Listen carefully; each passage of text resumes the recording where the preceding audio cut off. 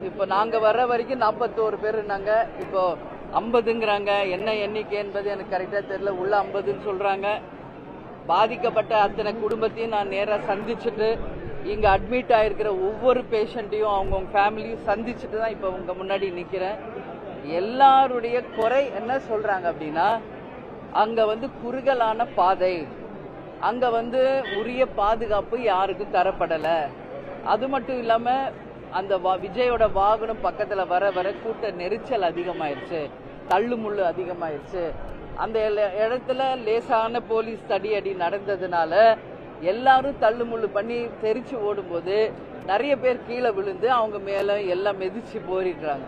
அதுலதான் இன்னைக்கு நிறைய பேர் உயிர் பலியாயிருக்கு. அது மட்டும் கிடையாது, ஆம்புலன்ஸ் லைனா வருது. விஜயே சொல்றாரு, நம்ம கட்சி கொடி போட்ட ஆம்புலன்ஸ் வருது என்ன அப்படிங்கிறாரு.